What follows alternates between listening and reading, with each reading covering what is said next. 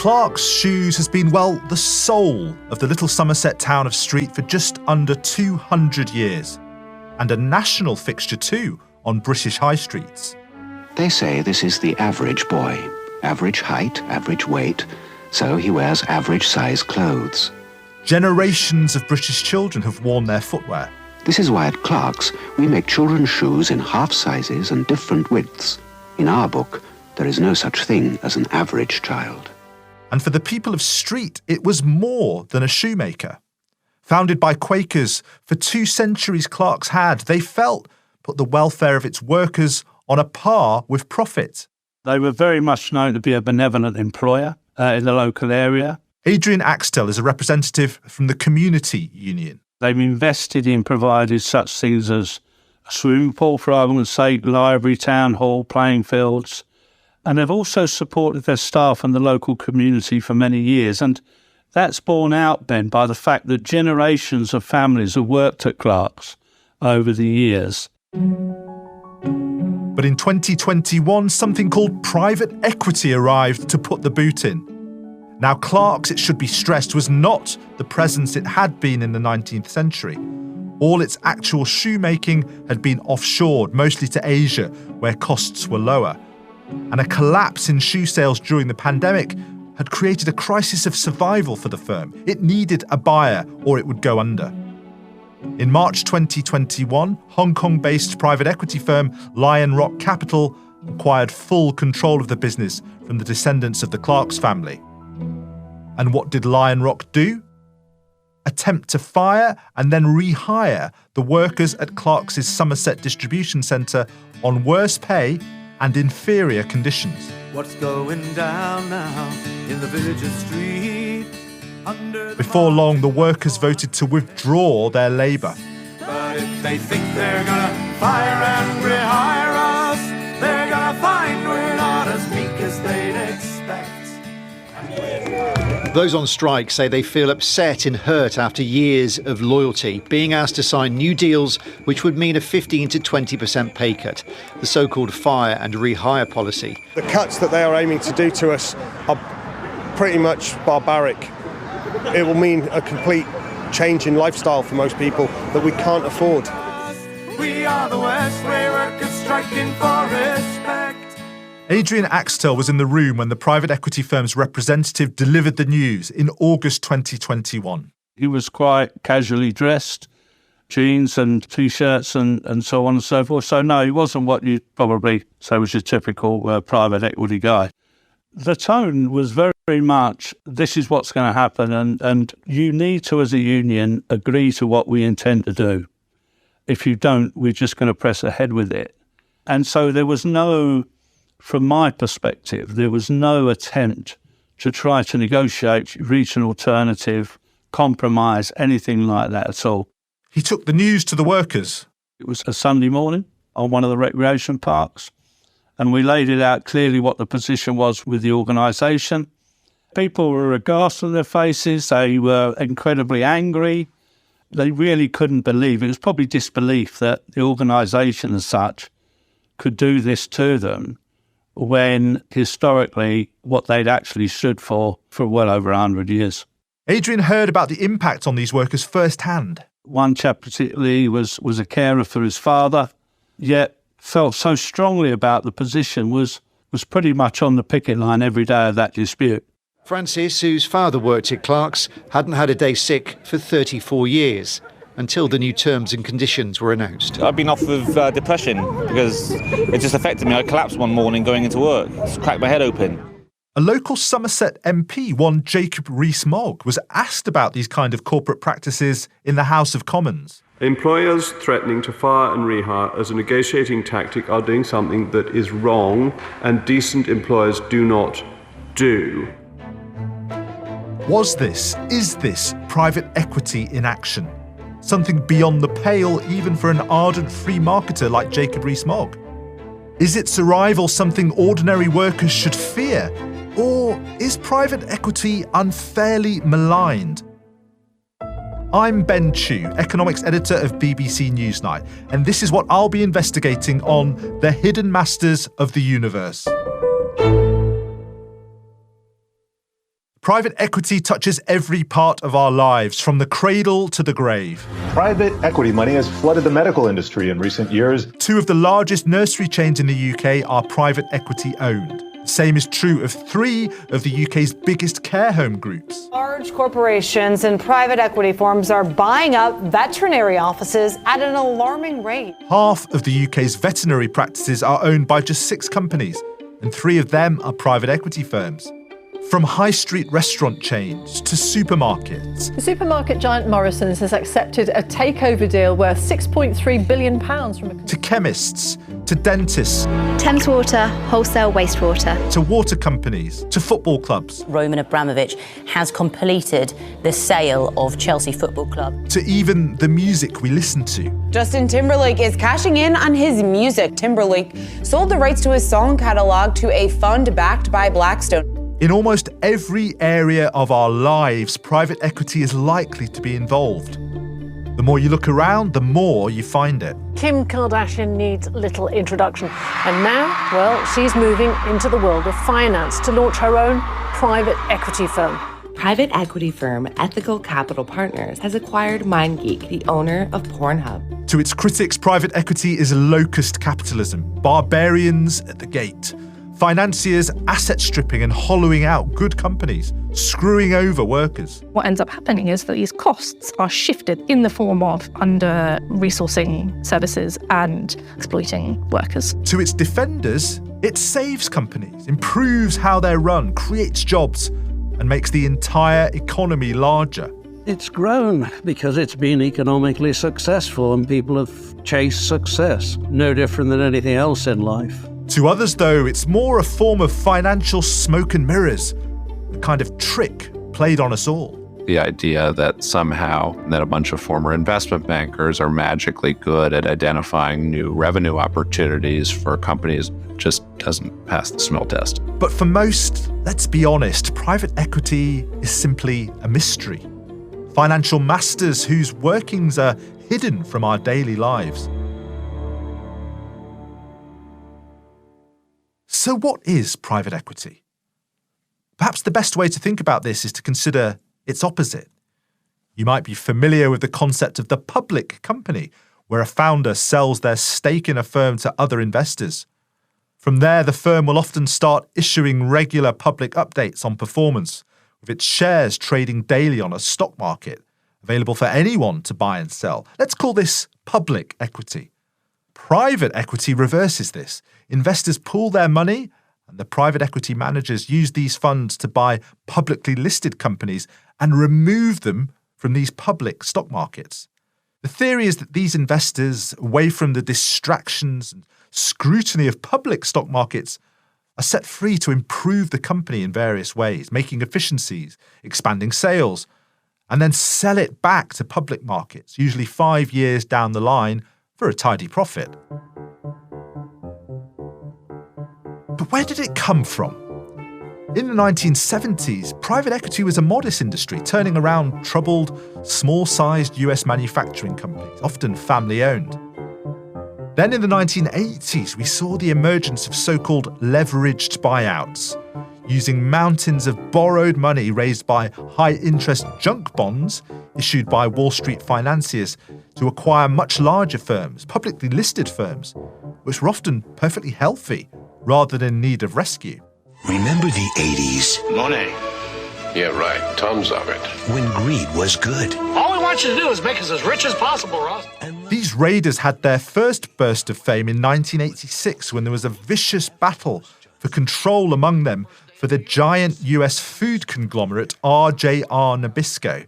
At the time, it was the biggest private equity deal ever, at $25 billion, and the tale was turned into a best-selling book and movie, Barbarians at the Gate. He wants to buy out RJR Nabisco. What? He's got a plan. I'm talking about putting a mountain of money into everybody's pocket right now. And since then, it's got bigger and bigger and bigger. It's now estimated that on one measure, there's around $8 trillion in private equity funds and acquisitions around the world, managed by giant financial conglomerates you've most likely never heard of, like Blackstone, Apollo, KKR, Carlyle, TPG, CVC and Permira. 40 years ago, it was very rich people or wealthy institutions like top universities who invested in private equity. Now it's likely to be all of us, indirectly via our pension funds. The US and the UK, by the way, are two of the biggest markets for it. They are huge. So 12 million people in the US work for a company that is owned by a private equity firm. These organizations control hundreds of companies. Like the top 4 private equity firms each have more than 1 million employees under control. And that's important because at the end of the day, they are the one calling the shots. So it is like super large employers, right? Ludovic Phalippou studies private equity at Oxford University. Remember in the 1980s when we called investment bankers the masters of the universe? Is it fair to call these guys the hidden masters of the universe? Yeah, that would be a good name. I like it. They are in very important sector and, they control hospitals, they control daycare center, care homes. They are everywhere. So they are a big deal. And the money it's made, at least for its practitioners who charge large fees to the investors in their funds, are a very big deal too. Stephen Schwartzman of the Blackstone Group has built an estimated $33 billion personal fortune from private equity. They're not rock stars. People wouldn't really know of them. However, they do make it to the news sometimes because they tend to have splendid birthday parties. Their 60th birthdays tend to be quite spectacular. In 2007, Schwartzman celebrated his 60th birthday at New York's Park Avenue Armory, just after he'd completed a $40 billion takeover deal. 350 guests enjoyed an exclusive performance from Rod Stewart and Patti LaBelle. For some reason, the party included a 50-foot silkscreen model of Schwartzman's Manhattan apartment. The reported cost of it all, $3 million.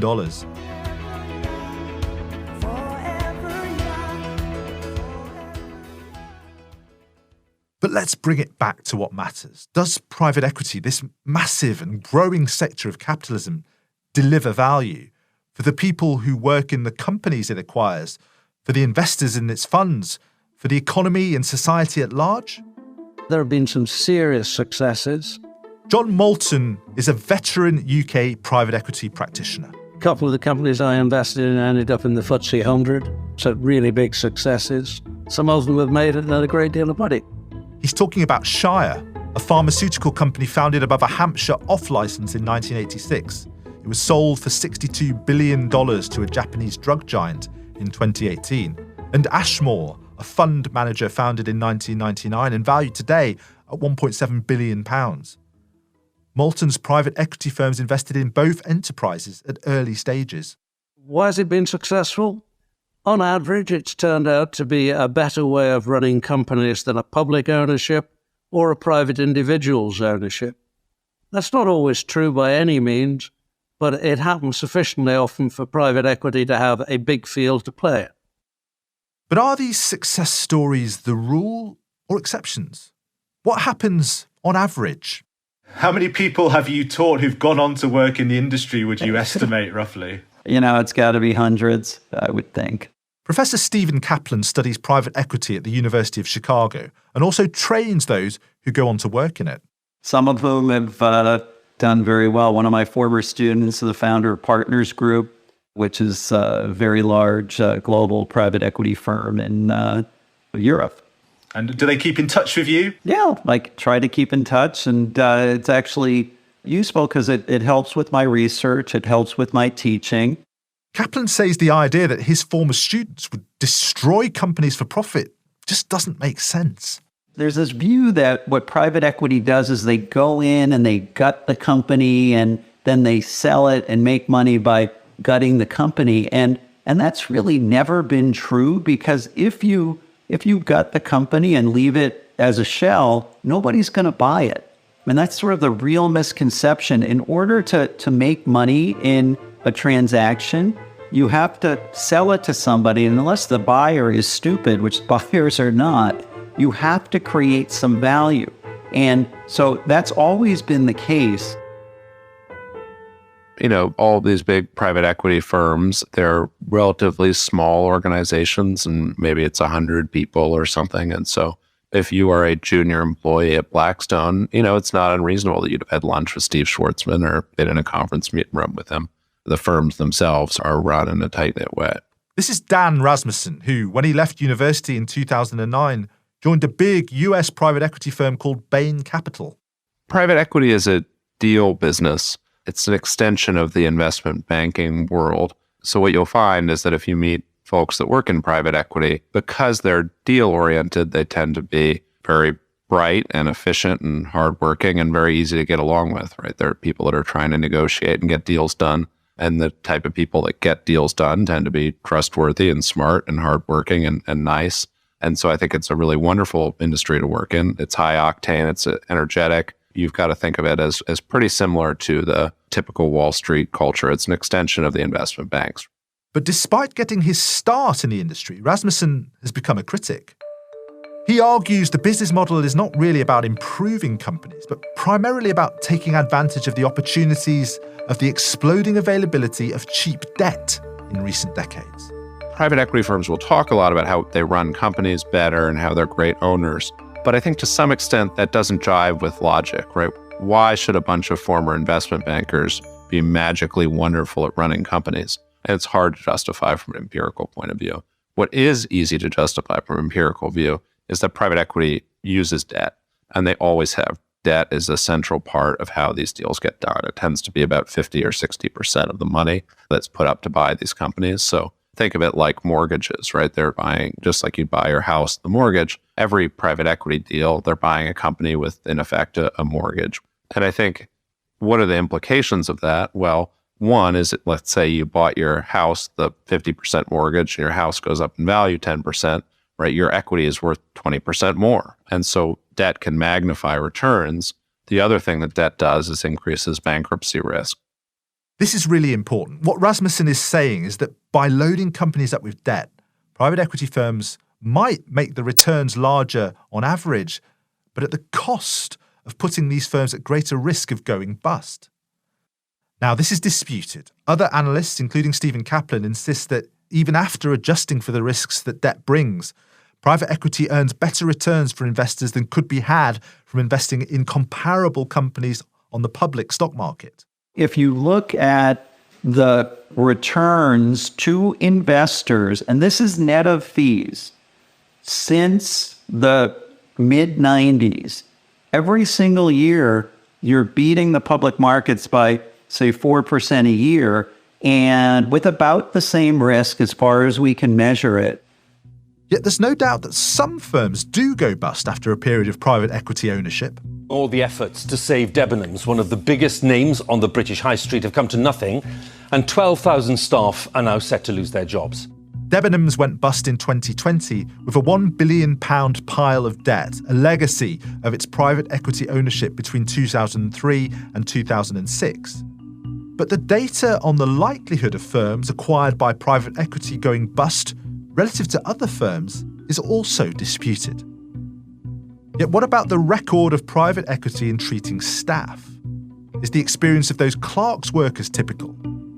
A study of workers in UK care homes taken over by private equity firms found something similar to the Clark's story. What the care workers were telling us is that there was an array of really negative impacts that came into place when the investment firms took over. The research was led by Christine Corlett-Walker of the University of Surrey. So, a kind of broad range of exploitative practices for care staff, reducing staff benefits. There was chronic understaffing of the care homes. They were expanding the job remits of care workers. They were reducing the staff to resident ratios, cutting corners on service delivery, on maintenance, food, sanitary products, as well as trying to kind of use various tactics to cover up mismanagement, from falsifying the paperwork, reducing the ability of staff to kind of communicate the problems that they were experiencing to the regulator, and also just a general feeling and understanding from the staff that financial gain and profit was the priority for these companies rather than high quality care being delivered to residents and also decent working conditions for staff. It's all about slashing costs and making as much money as they can. Terry Wright has worked for a care home in Liverpool since 2009.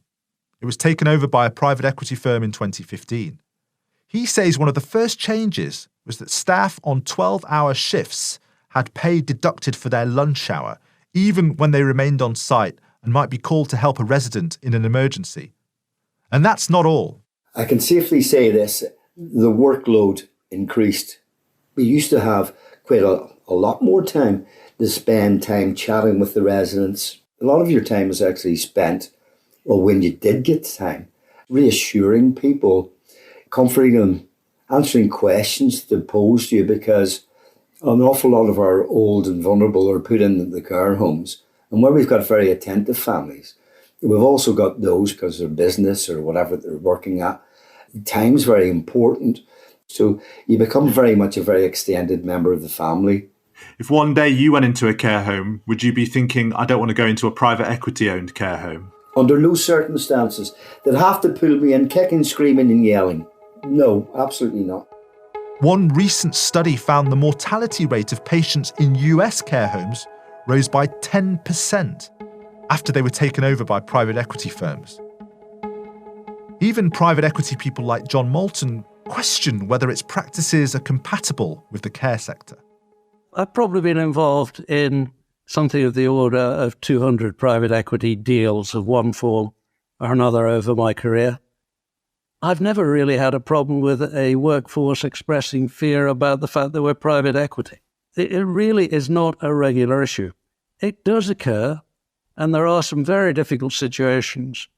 The care homes are a very clear example. Care homes, their main cost are salary costs. Their main financing costs are the interest costs. The only way they can improve their profitability is to use less people or to pay them less. That's really, it's as crude and as difficult as that. Though, is it maybe the specific nature of the care market that makes private equity's involvement inappropriate, rather than anything about private equity itself? Ludovic Phalippou again. Generally, it feels that when there is a sector where you do not have too much competition, it's going to be tricky to have private equity stepping in.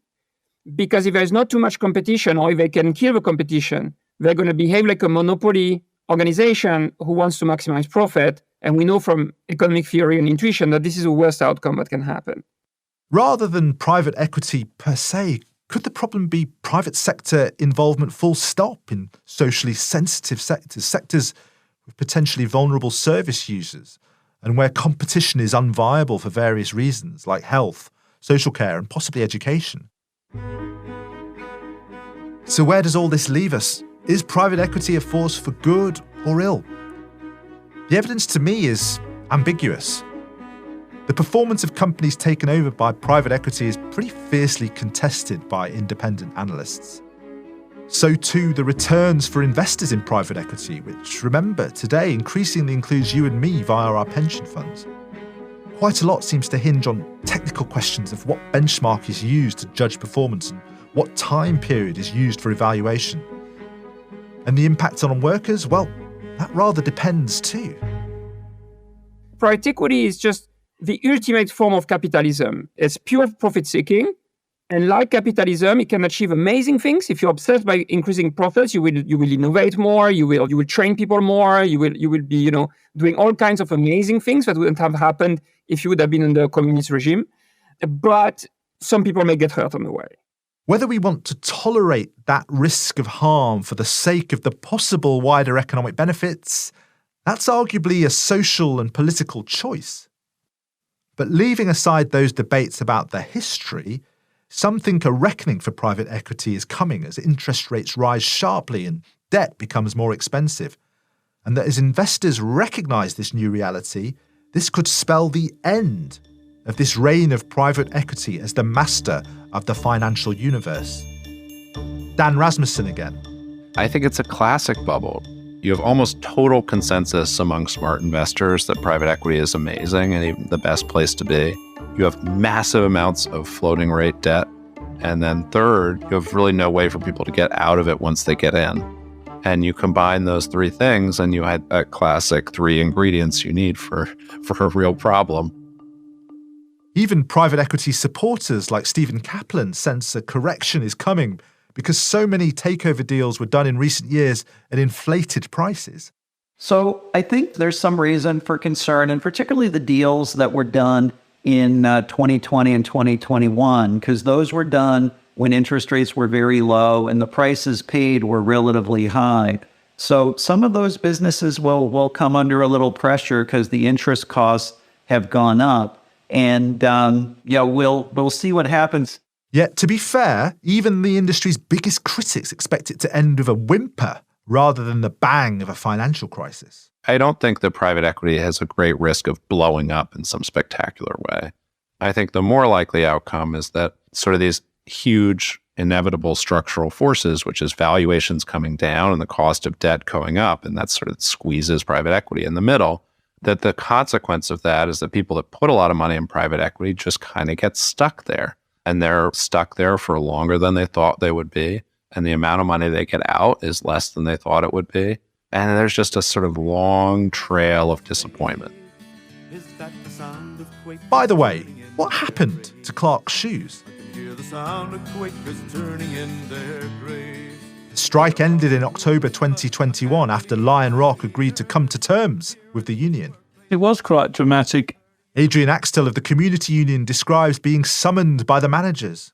They immediately came in and said, look, we're taking the pay cut off the table. Had his demeanour changed, or was it the same as ever? It has changed slightly in the fact that there was now a recognition that the route they'd taken clearly wasn't the correct route to take. Lion Rock claims to have turned Clark's around financially since then, returning it to profit. The business was sold on to a Chinese firm, Viva China, last year. So, did private equity, in the end, make a success of Clark's? If 8 weeks of strike action is success, then I'd probably see life in a different way. They'd probably have turned that round. But again, they've managed to do that by virtue of working with their employees and the trade union. I think for some, it left a bitter taste in their mouth. They were still incredibly disappointed and angered that they'd been treated this way. As you would imagine, we asked for interviews with Lion Rock about what happened with Clark's to get their side of the story, and, well, they never got back to us. Private equity, all grown up, but still seemingly as private as ever. Still, well, the hidden masters of the universe.